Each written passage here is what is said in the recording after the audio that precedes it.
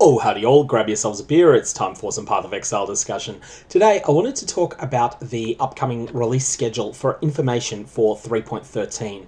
So Path of Exile 3.13 is coming out with the new league starting on January the 15th if you're in the United States, midnight January 15th roughly if you're in Europe or a little bit before, and early in the morning on January 16, if, like me, you're in Australia. So I wanted to go through the new schedule that was put out today with my thoughts on what the most important things are. So if you're busy, these will be the things that you need to tune in for and the ones that you can just wait. So firstly, there's the January 7, 3.13 official announcement and new supporter packs. So the announcement is going to be the biggest single drop of information that will come out for the whole league. This will give us the theme of the league. This will give us the theme of the overarching endgame changes. This will also have a bunch of little teasers packed throughout. There'll be incomplete information about a bunch of things in here. So for instance, if this was going to be about talking about, say, the changes that happened in 3.9 with Conquerors of the Atlas, this would be where you'd learn that Cyrus was a new boss and Baran and Veritania. You might see a second of combat footage with them, and then you'd get a bunch of information about the Atlas being changed to allow tier 4, every map on the Atlas to be tier 14 to tier 16, and you wouldn't get all of the details of the mechanics. You wouldn't learn how to get the Watchstones, things like that. So that's actually what happened when the 3.9 announcement happened. This will be like that. This will be a high-level overview of the features of the new league. It will probably also have a couple of big surprises. This is going to be announced differently to how they normally do it. Normally, GGG put out a trailer on YouTube and also on their own website. This time, they're live streaming it on Twitch, and I may restream it, or I may alternately record my own thoughts and post that as a video. Haven't yet decided which path I'm going to take. If you've got a preference, definitely fire away below in the comments down there. This is a not to be missed one. So for me, this is a Friday morning. If you're in the United States, it's a Thursday afternoon. If you're in Europe, it'll be Thursday in the evening. This is probably one of the two biggest pieces of information that's coming.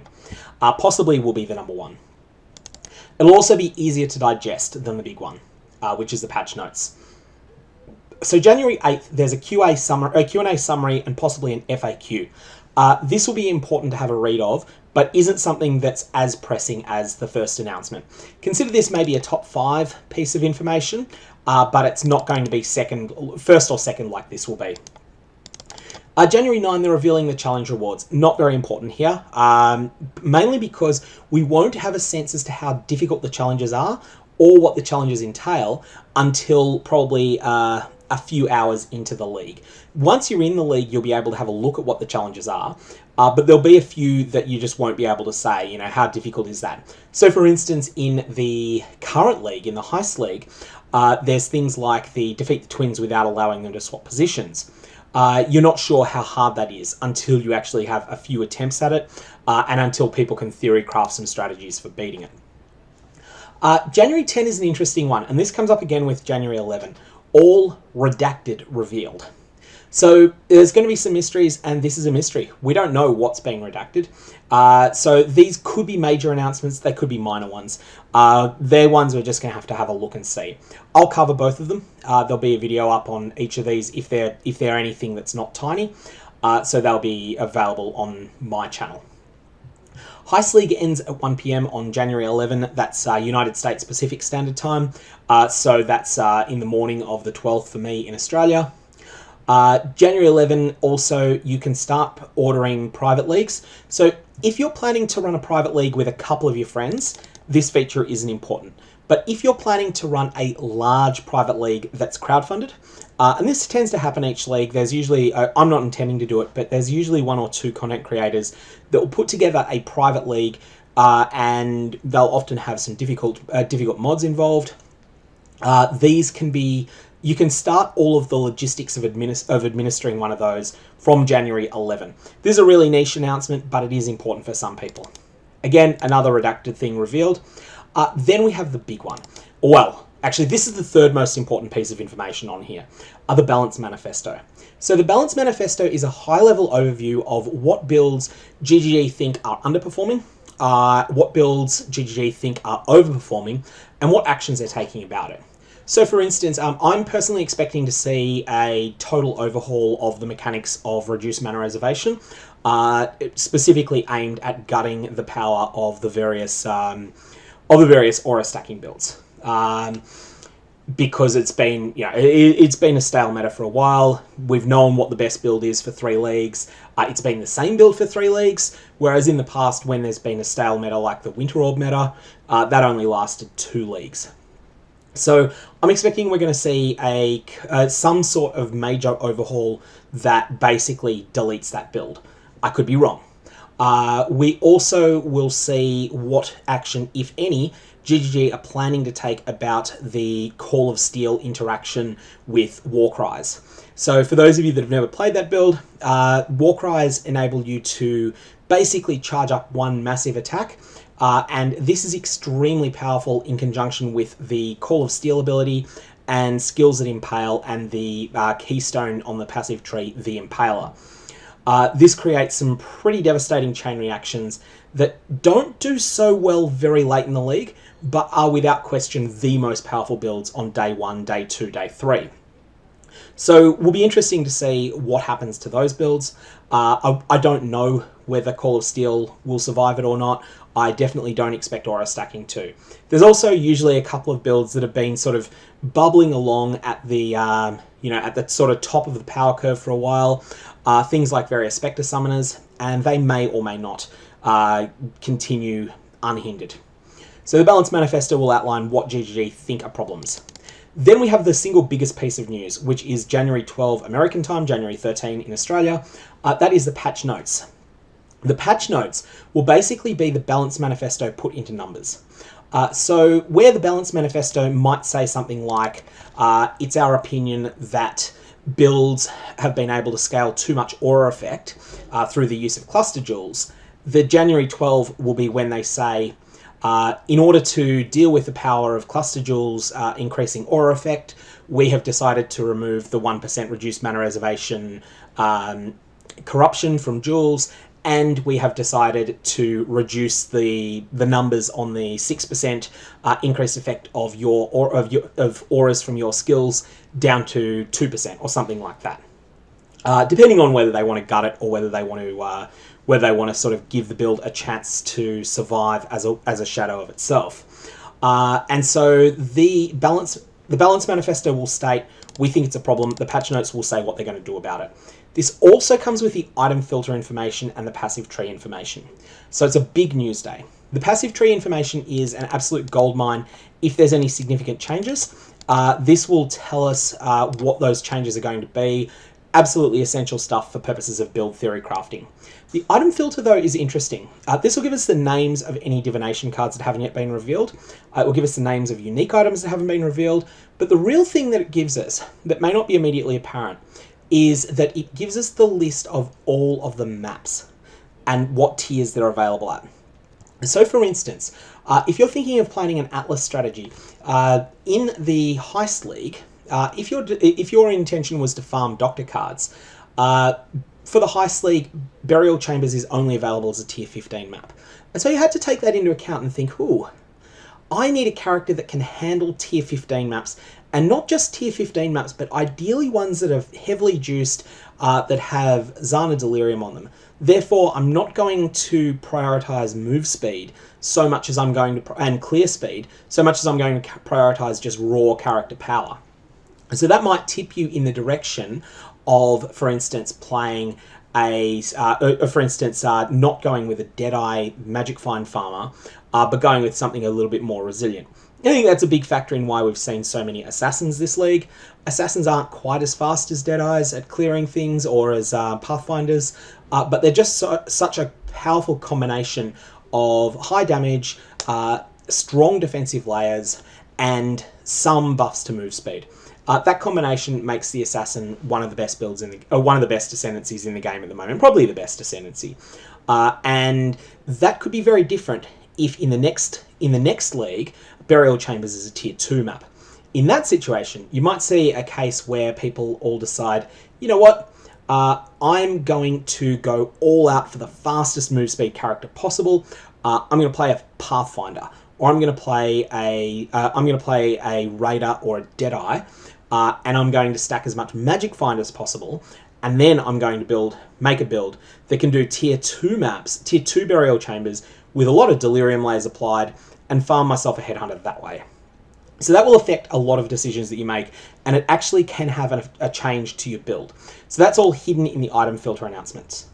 So January 13 is probably the fourth most important piece of information, and that is all new and all changed gems at level 20 with 20% quality. So this will tell you two things. Firstly, it will tell you whether GGG consider new skill gems to be primary combat skills or primarily utility skills. And the example that I want to give here is Void Sphere. Everyone that saw Void Sphere initially teased in the 3.12 announcement was immediately thinking, oh, this looks incredible as a main damage skill. And everyone that kept with that mindset was incredibly disappointed by Void Sphere. On the flip side, I saw Void Sphere at this point and thought, yeah, that could be interesting as either a damage skill or a utility skill. Then I saw the stats on it and I was like, you know what? This is not a primary damage skill. How good is it as a utility skill? And then it turned out that Void Sphere was one of the most powerful utility skills that's been added to the game in a long time. I try to squish it into pretty much every build that I make now.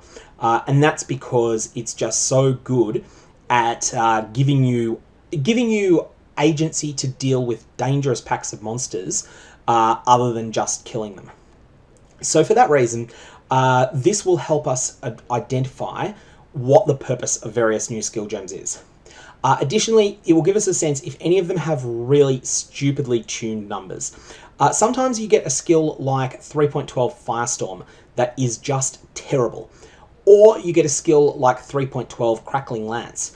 Crackling Lance is another example of a skill that's undertuned. It's not as bad as Firestorm is, but it's an example of a skill that just is Arc, but it's worse than Arc. It has the same damage as Arc, it has worse damage projection, and so no one's going to play it because they're going to prefer to play Arc. Now, had Crackling Lance had 15% more damage than it does, then when the equivalent announcement was made for the Heist League, you would have said, ooh, that's a genuinely interesting trade-off. I want to think about it more. So, that's the purpose of the gem announcement. It's a big day. After that, it's all smaller stuff. Well, launch day information is not as significant as it sounds. Possible torrent link for pre-download. This torrent link is important if you have bad internet. This will come up usually about 16 to 18 hours before League start. If your internet is terrible, you should probably look at downloading that torrent link from the GGG website. If you're not familiar with how to download torrents, I would be careful about it because you can get, whilst the GGG one will be legitimate, there's a lot of torrents around that are, that are things that you probably don't want to find. Things like videos that claim to be one thing and the actual content of the video is something very different, or worse, things like actual outright malware. So if you've got experience though with downloading torrents, then this is a really useful way to get yourself all of the things that are needed to patch the game files ahead of schedule. After that, of course, is the launch day itself, which I'm not counting as an announcement, so that's why it's not in my top 5 for this. Last is the new mystery box reveal. Just another reminder to people that mystery boxes are a terrible value proposition. The way that they're set up is so that you will get an enormous amount of duplicates. It's something that people just mathematically, it's counterintuitive. It's one of those things in maths that's counterintuitive, that the number of dice you need to roll, and I'm just picking up 3 6-sided dice at the moment, the number of dice you need to roll on average to have hit every single number once each is actually 14.7. So I just rolled those and I've got 4, 5, 6. I'll roll them again and I've got 5, 6, 3. You'll notice there's a lot of duplication. I still don't have a 1 or a 2. I'm going to roll them again, 3 more, and I've hit the 2 this time, 2, 4, 5. So now it's taken me 9 rolls and I've got 5 of the 6. And that's actually exactly the average. The average for the average number of dice rolls you need to get 5 out of 6 is 8.7. The average number that you need to get 6 out of 6 is 14.7. And so I roll them 3 more rolls, that's 12 rolls, I didn't get it. 3 more rolls, 2, 2, 3, still haven't got it, that's 15. 3 more, and finally I got it. So depending on whether that was the first, second, or third on the sixth set, that took me 16, 17, or 18 rolls to get 1, 2, 3, 4, 5, and 6. And that is the trap with mystery boxes. If there's 14 different items in a set, then just getting the 14th one is going to take you on average 14 boxes. Getting a 13th is going to take you 7 boxes. Because there's 2 that you can get, so you've got a 1 in 7 chance of making progress. Getting your 12th is going to take you 14 on 3 boxes, because there's 3 in 14 chance you make progress with any given box. And so ultimately, they are a terrible value proposition. Don't buy them. If you really like the set, then wait till it's not a mystery box and buy it then. Anyways, that's all I've got at the moment. If you've got any comments or questions, fire away below. Otherwise, I'm going to leave it there, and I hope you have a good one. I will be continuing putting out the series on unique items. In fact, I've already recorded the next 2 and uploaded them. They're going to continue going live on an 18-hour schedule in the immediate future, and then after that, I'm going to slow them down.